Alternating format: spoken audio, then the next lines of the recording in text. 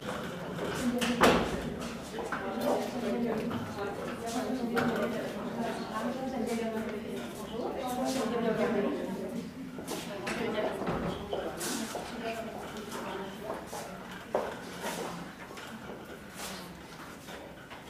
je vais vous lire les instructions.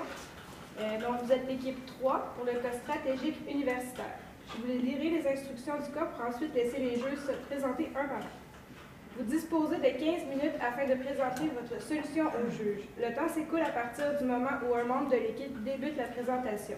Je vous montrerai le temps restant à l'aide d'un carton lorsqu'il vous restera 10 minutes, 5 minutes, 2 minutes, 30 secondes et les 10 dernières secondes vous seront indiquées à l'aide de mes doigts. Si l'un des membres de l'équipe continue à parler à la fin du décompte, je vais le signifier et la présentation s'arrête dès cet instant. Si vous faites moins de 15 minutes, il y aura une pénalité d'1 point par 30 secondes manquantes. Les juges bénéficieront ensuite d'une période de questions de 5 minutes lors de laquelle ils pourront vous demander des éclaircissements concernant votre solution. Notez que lors de la période de questions, aucun décompte du temps ne vous est donné. Mais si un membre de l'équipe est en train de parler lorsque le compteur affiche 5 minutes, il est autorisé à terminer sa réponse. Les juges peuvent maintenant se présenter. Bonjour, mon nom est Giovanna Denis, je suis conseillère senior en ressources humaines chez PepsiCo Canada Breuvage. Bonjour, mon nom est Alexandra Bélanger, je suis responsable des marchandises chez PepsiCo Aliments Canada, le poste d'entrée. Bonjour, mon nom est Pascal Perron, je suis Zone Business Manager chez PepsiCo Aliments pour l'Est du Québec. Bonjour, mon nom est Vicky, je suis coordinatrice en acquisition de talent chez PepsiCo Breuvage. Bonjour, je m'appelle Pierre Perron, je suis conseiller en ressources humaines du ministère des Affaires autochtones du Nord-Canada.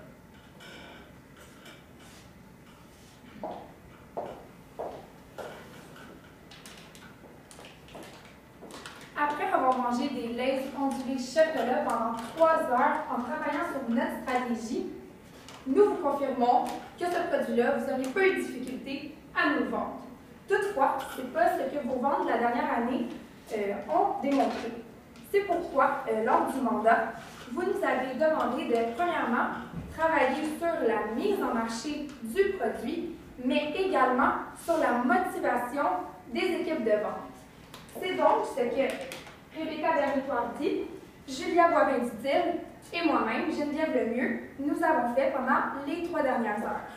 Tout d'abord, on va vous présenter une analyse. Ensuite, on va y aller avec une stratégie sous 2 volets, donc la mise en marché et également du côté de l'équipe de vente. Également avec une implantation, un échéancier, un budget de 40 000 et finalement la gestion des risques et des imprévus. Donc, en étudiant l'entreprise et le produit, on a ressorti 3 forces principales du produit. Tout d'abord, le produit, c'est vraiment un produit de qualité. C'est ce que les consommateurs ont ressorti lors de l'étude de marché. Ils disaient que c'est un produit de qualité et le goût était très apprécié. Ce qui est normal, évidemment, puisque c'est un chocolat belge qui est dans le produit. Aussi, une force du produit, c'est vraiment le grand nombre de distributeurs. Donc, vous êtes présent dans les épiceries, dans les pharmacies, dans les dépanneurs. Donc, c'est facile d'aller se procurer le produit. Donc, c'est sûr que c'est un plus quand c'est facile pour les consommateurs d'acheter notre produit. Aussi, évidemment, une force du produit, c'est la notoriété de Lay's. La marque est déjà connue, on sait que c'est une marque de qualité. Elle a déjà sa place dans le marché, donc c'est sûr que à ce moment-là, le produit peut plus faire sa place dans le marché là, quand la marque est connue et que les consommateurs soient déjà familiers avec la marque. Par contre, on a pu ressortir 2 points à améliorer. Tout d'abord, le positionnement. On trouve que le positionnement du produit n'est pas nécessairement clair. On ne sait pas si c'est une confiserie ou si c'est plus des croustilles. C'est dur là, à ce moment-là, quand on n'est pas capable de vraiment comprendre le positionnement, c'est difficile pour le produit de se démarquer parmi ses concurrents. C'est aussi un point qu'on a remarqué, donc la mise en marché. Quand on regarde où le produit est placé dans les épiceries, par exemple, il ne ressort pas nécessairement comment c'est placé, ça ne vient pas nécessairement rechercher l'œil du consommateur. Donc, c'est quelque chose qui pourrait être retravaillé. Donc, en étudiant l'environnement où se trouve là, votre produit, on a pu sortir des opportunités et des menaces. Tout d'abord, comme opportunité, on a trouvé qu'il y a vraiment un engouement pour les réseaux sociaux présentement. Si on prend par exemple Facebook, il y a quelques années, c'était vraiment les jeunes qui étaient présents sur Facebook, mais maintenant, si on regarde, nos parents sont sur Facebook, nos amis sont sur Facebook, nos grands-parents sont sur Facebook, tout le monde est sur Facebook. Donc, c'est vraiment une façon directe et efficace pour aller rejoindre le plus grand nombre de personnes. Ce qu'on a aussi vu, c'est que quand il va y avoir la mise en marché dans le fond du produit, donc en février prochain, il y a vraiment un grand nombre d'événements dans l'Est du Québec. Si on prend par exemple le Carnaval de Québec qui a lieu présentement, c'est un événement qui a une grande envergure. Il y a plusieurs personnes qui vont au Carnaval, donc on va rejoindre un grand nombre de personnes. Par contre, comme on disait tantôt, il y a une menace auquel le produit peut faire face, c'est le grand nombre de concurrents. Donc sur le marché, comme par exemple, si on regardait les Rose Gold, c'est un produit qui ressemble vraiment à ce que nous on peut offrir. La quantité qu'on achète le produit, il y a une plus grande quantité et le prix est plus bas. Donc, c'est sûr qu'il faut être en mesure de vraiment se démarquer de ces concurrents-là. Aussi, au même moment qu'on va faire la mise en marché, donc en février, il y a tous les produits de Saint-Valentin qui sont sur le marché, des produits qui viennent vraiment chercher l'œil aussi. Donc, le grand nombre de concurrents, ça peut vraiment être une menace là, pour le produit auquel on va devoir faire face. Maintenant, la stratégie. Le nom de la stratégie, Ma Got Relays. Comme Julia vous l'a dit précédemment, pourquoi notre positionnement se fait surtout sur les réseaux sociaux? Pourquoi on va venir rechercher des gens sur les réseaux sociaux? On vient rejoindre le plus de gens possible. Donc justement, pour le volet mise en marché, ce qu'on vient chercher, c'est justement des consommateurs, premièrement, qui aiment des produits de confiserie, donc des gâteries, Ma Gâterie Lays, mais également des personnes qui vont se retrouver sur les réseaux sociaux, presque tout le monde. Puis justement, ce qu'on va venir chercher, c'est vraiment le fait que c'est un produit de luxe. Donc, comment? Présence accrue sur les réseaux sociaux, Facebook, Twitter, Instagram, hashtag, les fameux hashtags. Également, la distribution de sacs dans des événements. Donc, justement, le but, c'est de venir faire connaître notre produit. On veut que les gens connaissent c'est quoi Lays, c'est quoi exactement qu'on offre avec le ondulé chocolat. Également, le concours hashtag Ma Gâterie Lays. Pourquoi un hashtag? Parce que ces temps-ci, justement, comme Julien l'a précisé, plusieurs personnes se retrouvent sur les réseaux sociaux, mais c'est également une bonne manière de venir se démarquer en venant mettre un hashtag. Ça vient rejoindre le plus de gens possible, puisqu'en cliquant sur le hashtag, on voit toutes les publications. Rebecca va en parler plus en détail de c'est quoi exactement le concours hashtag Ma Gâterie Lays. Également, la présentation. Dans les épiceries, on irait surtout avec un weekender de couleur or. Pourquoi or? Ça vient encore une fois mettre l'accent sur le fait que c'est un produit de luxe. La couleur or, ça signifie richesse, ça signifie justement luxe. C'est vraiment ce qu'on essaie de venir faire. Pharmacie et dépanneurs, on va y aller encore avec les tiges à pince et les présentoirs, les paniers de présentoirs, ou eh bien, dans la section avec les chocolats de luxe, comme Laurent Secor, ce type de chocolat-là, pour vraiment, encore une fois, mettre l'accent sur le fait que le produit que vous offrez, c'est un produit de luxe et une confiserie que tout le monde veut se procurer. Pour la deuxième partie, pour le deuxième volet, équipe de vente. Premièrement, il faut que le vendeur croie en son produit pour être capable de le vendre. Si le vendeur n'y croit pas, c'est plus difficile. C'est pourquoi nous avons passé à une formation des 14 personnes clés. Qui sont ces 14 personnes clés-là? Premièrement, c'est toutes les personnes qui sont dans l'organigramme du côté de la vente et non du côté des marchandises. Encore une fois, Rebecca va venir spécifier qui exactement. Également, une meilleure communication entre les responsables des marchandiseurs et les responsables de vente de district.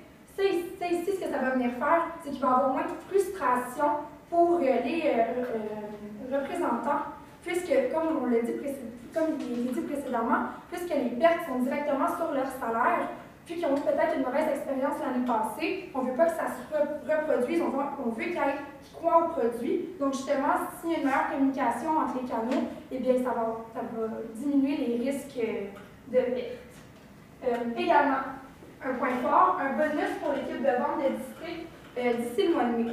Donc nous, ce qu'on est venu faire dans le fond, c'est si l'équipe de vente a moins que 4 % de perte, sur la vente de ce produit, eh bien, il y a un bonus d'équipe de 1 000 $. Donc, ça ici, ça va venir encourager l'équipe de vente à faire la promotion du produit, puis également, ça va leur redonner confiance s'ils voient que l'entreprise a confiance envers le produit. Donc, pour mettre en place la stratégie que Geneviève vient de présenter, donc, ça va être en deux phases. Vraiment la phase connaissance pour que le produit soit plus connu auprès de la clientèle et aussi des représentants.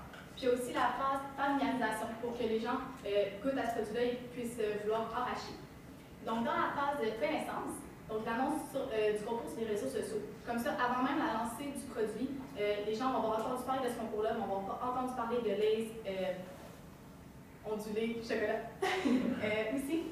Donc, avec la formation des représentants qui va être faite avant la lancée, ça va être donc le VP du Québec, le responsable des ventes de la zone Est et aussi les 12 membres de district.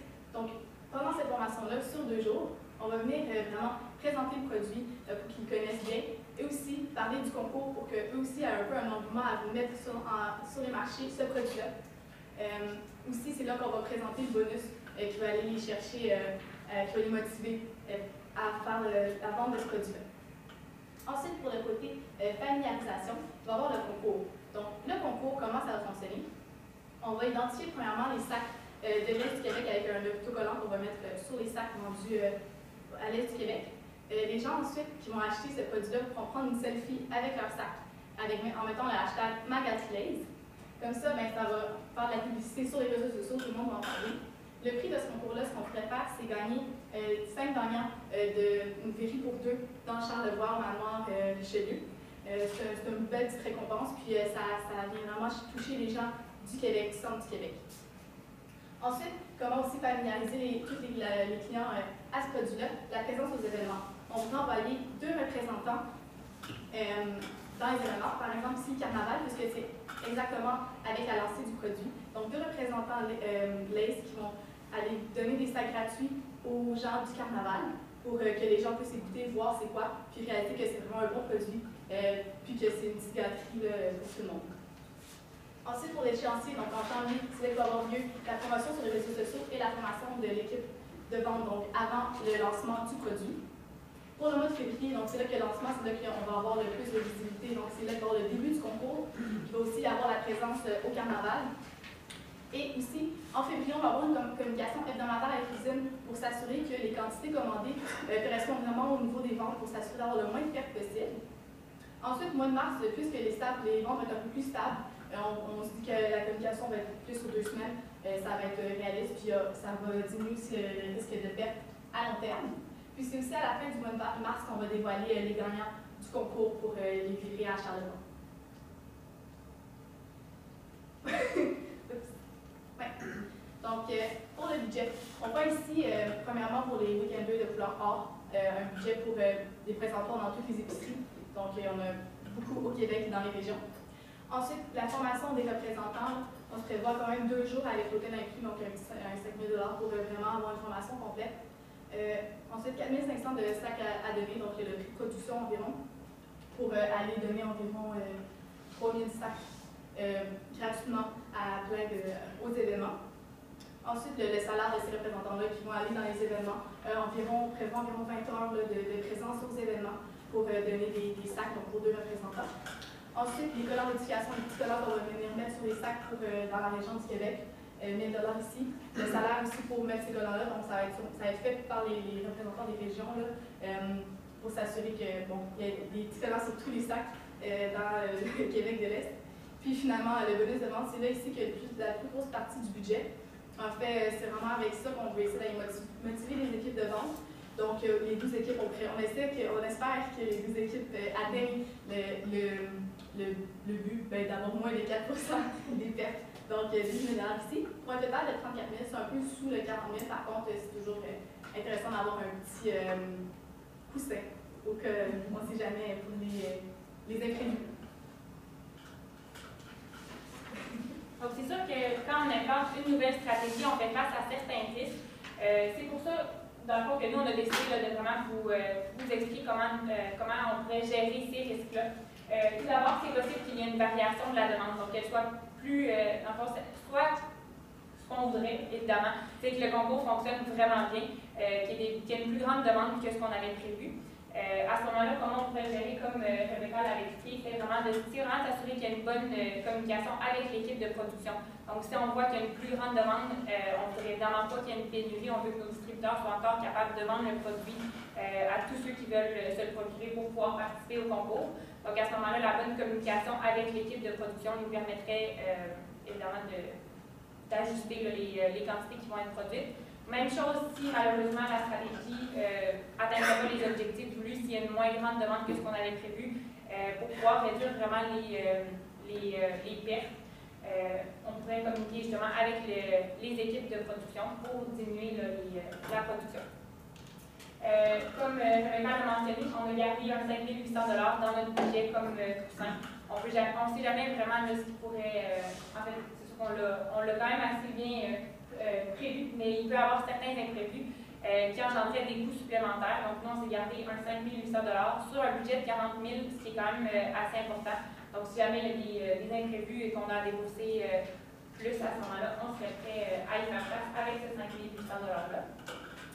Donc, finalement, comme Geneviève a expliqué la stratégie, notre stratégie est vraiment basée sur deux aspects. Donc, le premier, qui est de vraiment travailler le positionnement, l'image de marque. Comme Geneviève l'a mentionné tantôt, notre positionnement, on veut vraiment qu'il se cible plus sur le fait que notre produit d'enfant est un produit de luxe, c'est une confiserie, c'est vraiment une gâterie. Donc, à ce moment-là, en retravaillant le positionnement, on est plus capable d'aller cibler la bonne clientèle et de se démarquer de tous les concurrents auxquels on doit faire face. Le deuxième volet de la stratégie, comme Geneviève l'avait présenté, c'est vraiment pour l'équipe de vente. Donc, motiver ceux qui peuvent vendre notre produit, ceux qui vont vendre les produits aux distributeurs, c'est la meilleure façon, évidemment, de bien faire connaître notre produit. Donc, comme on vous l'a expliqué, tout ça, c'est basé, pas tout évidemment, mais le plus important, c'est vraiment le hashtag MAGATRelays. On peut aller vraiment avec tous les réseaux sociaux, que ce soit Twitter, Instagram, Facebook. Comme on disait tantôt, il y a une grande présence sur les réseaux sociaux. C'est une bonne façon d'aller rejoindre beaucoup de personnes en même temps. Donc, avec le hashtag, on crée un mouvement, on se fait connaître, on fait parler de nous.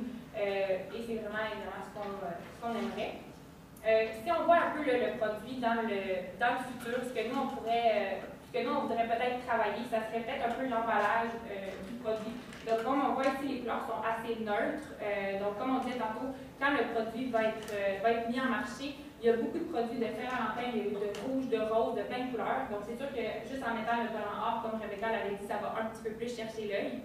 Mais si on regarde vraiment dans le futur, l'emballage vraiment pourrait être travaillé pour avoir des couleurs qui attirent plus l'attention, que ce soit dans les têtes de or pour vraiment aller rechercher le côté luxueux du produit ou juste quelque chose dans le fond qui pourrait plus être remarqué. Évidemment, on travaille ça, comme on disait tantôt, avec les weekenders or, mais si le produit, vraiment l'emballage du produit lui-même accroche plus l'œil, c'est plus facile à ce moment-là d'aller chercher les consommateurs.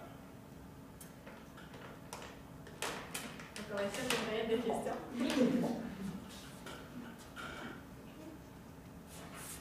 J'aurais une question. Qu'est-ce qui a fait que vous avez décidé que ce produit-là devait être dans la catégorie produits de luxe? Dans le fond, je pense que ce qui nous a plus fait pencher vers le produit de luxe, c'est vraiment parce que le produit, c'est un produit qui est de qualité. Avec le chocolat belge, c'est pas la même chose que d'autres produits qu'on peut retrouver, qui ont n'importe quel chocolat si on veut. Il peut se démarquer en étant un produit de qualité avec le bon goût qui avait été remarqué par les consommateurs. Aussi, pour se démarquer de tous les concurrents, comme on disait tantôt, le produit qui est similaire est vendu pour une plus petite quantité. Celui-là, c'est une plus petite quantité, mais c'est vendu plus cher. Donc, si on dit que c'est un produit qui est de qualité, c'est un produit qui est de luxe, on le présente comme étant une gâterie qu'on s'ajoute dans notre journée. Si on veut une récompense, on va chercher le côté luxueux, on va chercher un autre aspect du produit. Question de mon côté, je vois que vous ciblez beaucoup Québec pour votre événement. C'est bien, mais qu'est-ce que vous faites du côté national? Bon, en fait, on s'est un peu basé dans le mandat, ça semblait être tourné autour de Québec-Est, donc on s'est vraiment concentré là-dessus. Au niveau national, comme on l'a mentionné en conclusion, c'est sûr que ça serait un peu changer l'emballage, mais c'est sûr que c'est beaucoup plus de coûts, ça va toucher vraiment tout le monde. Donc, on l'a pas beaucoup abordé, mais c'est un peu une idée là, qu'on lance. Mais on s'est vraiment concentré sur la région considérant que c'était demandé. J'avais une question par rapport à votre formation pour les représentants. Donc, vous nous parlez bon, du boni pour qu'il y ait 4% et moins de pertes. Donc, par territoire, la personne aurait un mandat, mais la formation en tant que telle consiste en quoi? Oui, en fait, ça serait premièrement en peut-être deux, trois phases. Premièrement, pour redonner confiance au vendeur en son produit, donc vraiment venir revoir le produit au complet, c'est quoi, justement c'est du chocolat belge, c'est un produit de luxe, vraiment venir implanter dans la tête du vendeur quel est le positionnement du produit pour que lui, par la suite, soit capable de venir présenter son produit avec le bon positionnement. Puis également, justement, là, tout ça, ça va lui redonner confiance, puis de voir aussi que l'entreprise est prête à mettre autant d'efforts financiers, mais également de temps pour leur donner une formation sur ce produit-là. Ça leur redonne encore plus confiance, justement, comme je dis tantôt, le fait que l'entreprise y croit, ça redonne confiance aux vendeurs. Puis également, c'est une bonne manière entre eux de faire des échanges d'idées, de communiquer entre eux sur les différentes manières de venir présenter le produit, puis de le vendre. Tu peux rajouter aussi, parler aussi du concours pour que, dans le fond, eux aussi soient excités à aider de faire ce concours-là puis aller chercher plus de monde possible.